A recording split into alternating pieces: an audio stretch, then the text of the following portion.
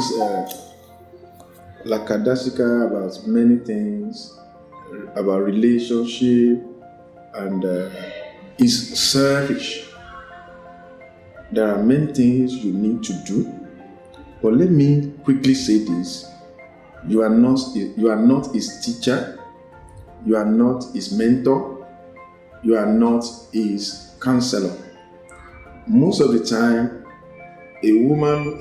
women always want to take the position of counselor, teacher, mentor, and maybe leaders of their husbands.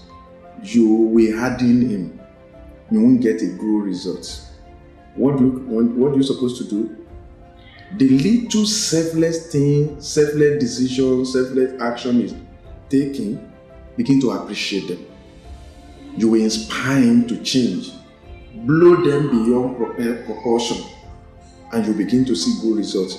Another thing is to get him books. If need be, you can go to counsel for counseling and some other things. But another thing is, why don't you take him out and set the table?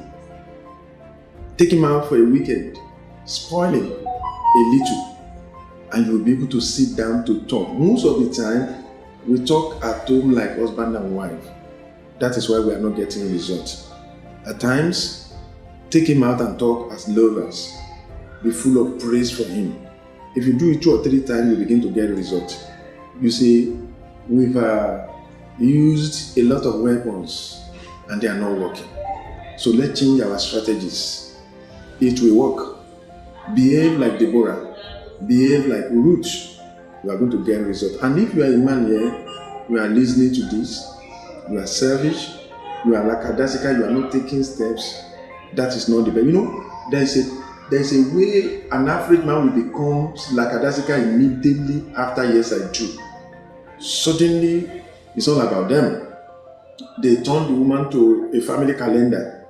She's only needed for food, for bed, and for house clinic. That is not the will of God for your marriage. Please work on your marriage. Take your wife out. Talk like friends and lovers, and your marriage will be the best for it.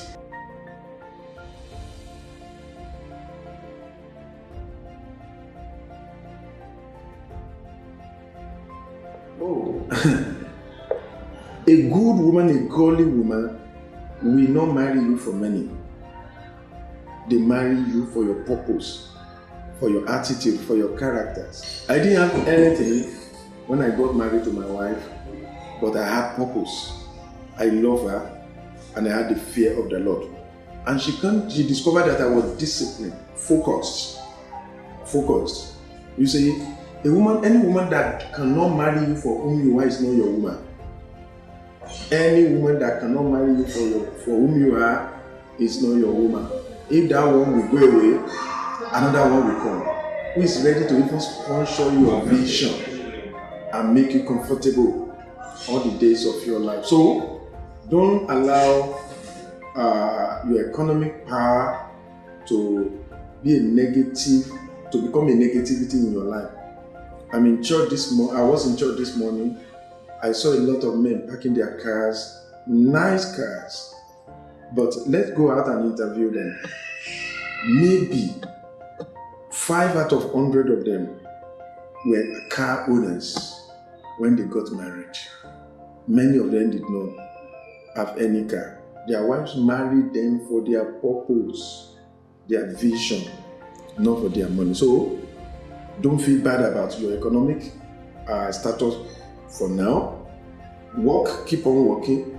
Somebody will work in that will get married to you, even if you have nothing now, because you are not. This is not your destination. You are in transition. God bless you.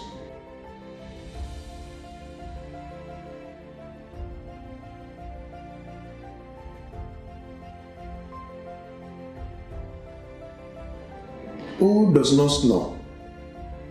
I need to ask. I think if your wife is watching this, I need to talk to her. Don't destroy your marriage because of foolishness. A lot of time my wife will be snoring. All I will do is to turn her gently to the other side. And I saw her many times turning me to the other side too. Everybody's nurse. So, moving to the other room will not help your marriage, can even destabilize your marriage. Talk about it. I don't know you. Maybe you are fat. Maybe you will need to see doctors. Maybe you need to see your doctor to check if there is anything that can be done medically. But if you are the wife, you are watching this, if there is nothing you can do about it, please pray about it. I counseled with a lady several years ago who complained that the husband snores a lot. The husband is the heavy type, almost obeys. And we couldn't reach him to talk to him to reduce his weight or anything. So I told the woman, I said, I can't really help you because I can't talk to your husband. But I know somebody that can help you. Talk to God about this situation. Talk to God to slow the snoring or to make you to adapt to it. She laughed, but she went and prayed. One day she saw me and said, Pastor, do you know my problem now? I said, what is your problem? She said, anytime my husband travels, I won't be able to sleep. I said, why? She said, the snoring has turned to music for me. I now enjoy it. It looks funny, but that's what our God can do. She said she was not aware again that her husband was still snoring for months until the day the husband traveled. And she said her bed suddenly looked too big for her. She was rolling from one end to another. She couldn't stay until she remembered. That's what God can do. But what God has just joined together, don't let snoring put asunder.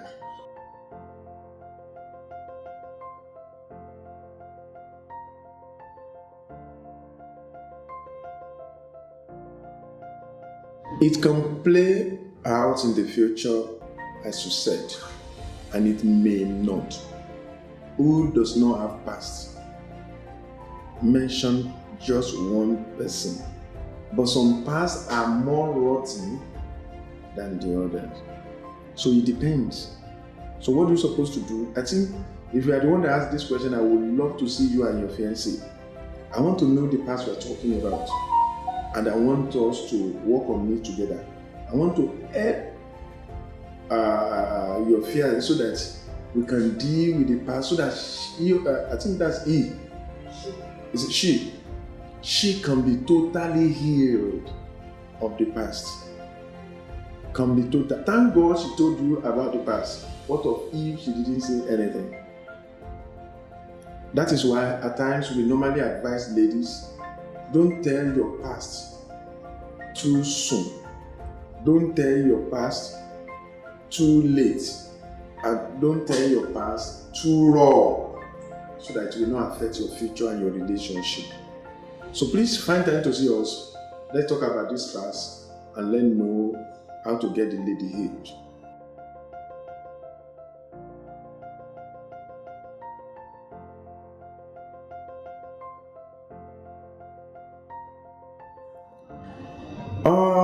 That's a big one. You don't like her character, but you say God is saying. I think we have authority over our head. If you are very sure God is saying, but who am I to say you should not go ahead? But before you get married, you need to work on the characters. What are the characters you are talking about? I think you need to see us for counsel. And you can get the book that I title it, Your Character is Your Marriage. Your Character. You can get it on familabooks.com. You can go and download it so that both of you can read it. Then you can attend marriage school together, and your premarital training should go beyond what church alone will give. Look for experts who will address those areas now, so that in those days people will say, God spoke to me, but I don't love her, I'll just go ahead and marry her. We always say, wait, let the love develop. If you already have an idol in your heart, you're targeting A, who is better, B, is the person you feel God is leading you to. Then remove the idol in your heart. Then the love can flow in. But don't marry somebody under compulsion until that thing is developed. Likewise, in the issue of character, and we have 3 kinds of characters. We have the one we call surface characters. We have the one we call deep character. We have the one we call fundamental characters. Surface characters are they are bad characters, but they are surface. She normally scratch her nose like this. She normally yawn loudly. She normally munch man. All those ones are surface. Then we have deep character. Like she usually come late. She's not keeping to time. She's not really reliable. When she says she's coming by 4 p.m., you won't see her until 4 a.m. She can even forget. Those ones are deep. Then fundamental characters are that are based on they are based on breaking the law of the Lord. For example, he smokes, he drinks, womanizes, violent. Those are fundamental characters. The answer is no. Don't marry people like that. Now, somebody may now say, what if God is now leading me to that person? Go and ask God very well. But God will not lead you to an unbeliever. The one that's got deeper character, the choice is yours, whether you want to continue or break out. But for the one that is fundamental character, the choice is God. It's not leading you there.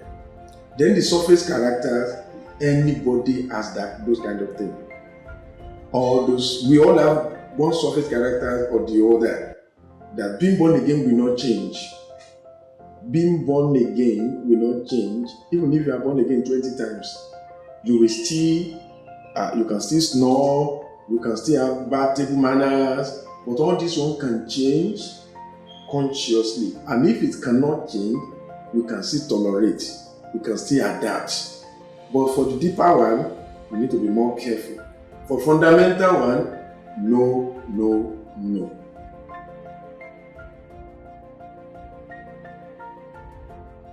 I'm not talking about wine wedding here. I'm talking about church wedding. If you are a Christian, it's a must. If you are a traditionalist, after traditional wedding, you are married. But if you are a child of God, like myself, get to the church. I said I'm not talking about church wedding here because church wedding, we have 2 kinds of church weddings. We have the one we call societal church wedding. We have the one we call private church wedding. Societal church wedding is the one we call white wedding, whereby you look for about 2, 3, 4, 5 million naira wedding gown and wedding ring, cake, reception. Reception venue is about 1.2 million, 1.5 million now, and you want one by all means. Those are societal church wedding. Then we have private church wedding. Private church wedding can take place on Monday morning. As people are headed to work, we're headed to church. For example, those of us that are from the East, who have spent a lot of money on a traditional wedding. Don't say because you have spent so much on traditional wedding, you don't have money for the church wedding. Wedding cake is not compulsory. Wedding ring is not compulsory. Wedding reception is not compulsory. Wedding gown is not compulsory. If it's an Ankara that you have, come to church on Sunday morning or Monday morning, let's join you together. I've seen a situation whereby immediately after the service on Sunday, pastor says, one of our brothers will be getting married today, and just like that, they brought them to the altar, they were joined. They've been married for several years now. So I think we should change our orientation about the one we call the church wedding. And in fact, I've seen situations whereby private church wedding took place in the pastor's office. The parent of the bride, the parent of the groom, the bride, 1 or 2 friends in the pastor's office, they were joined within 10 minutes. No singing, no choir, no nothing, and they were joined together. The most important people in a wedding, in church wedding, is the pastor, the bride, the room and witnesses from both sides. And that's all. And we've seen situations whereby even the parents were not available, but the church attended the traditional wedding. They were witness that they've handed over to each other. So getting here to join them together, they were able to join together even without the parents being present. So please change your orientation, come to church, come and be blessed. Marry under the canopy of grace, not under the canopy of the law or canopy of the tradition.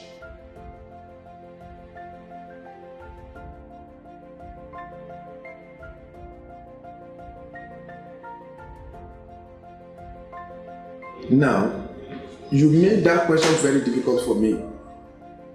What is the issue? Have you discussed it? Why is she adamant? I want to be very careful here so that I will not play into your hand. And you say, oh, fighter, you are the head of the family. No. Okay, let me give you an example.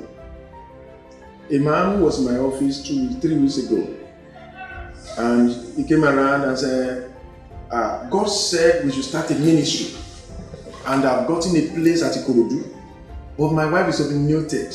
She's not ready to go. She's not ready to do this. Ordinarily, when you hear that, you say, no, that's bad. How can God speak to your husband and you are not following your husband? The husband has rented the house at Ikorodu. They've gotten a place for the ministry. So when I got that, I said I want to see the wife. I said, she will not call. I begin to smell a rat. Then I said, okay. I picked my phone. I called a friend, a mutual friend of hers. And I asked about the story, the background story. And what I heard shocked me. I now, without talking to the wife, today I've not spoken to the wife, but I now knew the reason why the woman said, I will not go. So I called our friend and I said, bring your wife, I want to see you. But because he knew that our mutual friend has spoken to me, he refused to come. So I need to know the reason why your wife is being adamant, so that we can talk about it. If the reason why she's adamant is not tenable, we can sit down and talk about it. So please, you can find time to see us. Let's talk about it. Let's solve this problem together. But don't go back home and just enforce it. I'm the head of this family. Yes, she can follow you to take the decision, but you know you are not having a blessing as support. You are just going to get married to a robot at home. So let's talk about it. And if you feel that what you are thinking about is good for the family, take her out. Don't talk as if you're married, Talk as if in friendship. Talk as friends. Talk as lovers. Date her. Fete her. Maybe there's something inside of her that's getting her angry. Some women will not support your genuine, your good vision because you are not a good man. Women don't support vision. They support men. They support their husbands. It is when the woman supports you that she can carry a vision. If you think that your vision is stupid, she won't see the stupidity in it. She will follow you blindly. So don't just say she must support my ministry. She must support my vision. No. Be the man that can be supported. And she will follow you forever. I want to say this to everybody listening to this. Like I said in church in the morning today, go and develop marriage manners. Many of us lack it. Even the man that's talking to you. I lack some marriage manners that I begin to put into myself. Many times I finish eating before, after getting to the room, I didn't say thank you. So, I'm not judging you. I'm starting for myself. Yesterday we were in a program. So, I ordered for food. She ordered for, it was a couples program. She ordered for her own. They brought my own. they've not brought their own. You know what I did? I started eating. That's wrong. Along there, I just remembered. Then I stopped. I was too embarrassed to continue eating. I have to wait because when you were the one preaching marriage manners, this is not one. This is not one. So I have to caution myself. I waited. I didn't tell her till now. Maybe when she's watching this video, she will remember that particular case. So everybody, you need to be pinching yourself. Is this marriage manner? Shouting on each other. Please, one of the greatest marriage manner is don't shout on each other. Another one is never abuse. Another one is talk issue. Don't talk personality. Talk, shall we buy a new car? My wife said red. I said white. Your wife said red. You said white. We're talking about cars here. So let everybody bring the opinion on the table. And with love. With love. You know, marriage is not democratic. And marriage is not autocratic. Marriage is love-cratic. Democratic simply means everybody come and vote. No, marriage is not like that. And also marriage is not autocratic. At the head of this family, that is what I want. She will follow you as a robot and you will enjoy it. But love-cratic means, is that what you want? That will make you happy? Come on, let's do it. Come on, do you really want it? And the wife will say, oh, no, sweetheart, I think your opinion, it happened a lot in our marriage. We will now be fighting so that our partner will have the no, it's like it will be. I said no. I will say no. So no, this color will not be good for me. No. Let's have your way. I think you like it, it makes you happy. And at the end of the day, God will take the glory. So the wife said, red car. The husband said, white car. Then you ask your wife, why do you want us to buy white car? And the wife can say, I discovered that white car easily get dirty. That's a pure something on the table. You are right. You can take out your car 3, 4, 5 days without washing. But for a white car, if you wash it now, as you are driving back from the car wash, it rains or something splash on it, it's finished. That seems genuine. But what do you say? Why do you want us to buy a red car? Red car is what groom marriage people normally use. That does not make sense. And you are abusing your wife. Are you a groom marriage? Why do you want to buy red? That does not make sense. So, and one thing in marriage manners I want you to think about is always think that your spouse is wise and smart. That will help you a whole lot. I always think my wife is a first class wife. I will say, smart girl, come, let's talk about this. And we sit down on the table. Smart girl. You know, she's the CEO of a company. She controls her company. If she can take decisions on her company and she's running it well, why can't she take decisions on our children? But do you know that you can be GMD of a conglomerate as a woman, and your husband will still think you are daft when you get back home? And funnily enough, when you think that she's daft at home, she will be daft at home. She won't know how to take simple decisions. Her best will be coming out outside, while you will be getting her worst outside. So hail her, support each other, stand with each other, enter into the word of each other.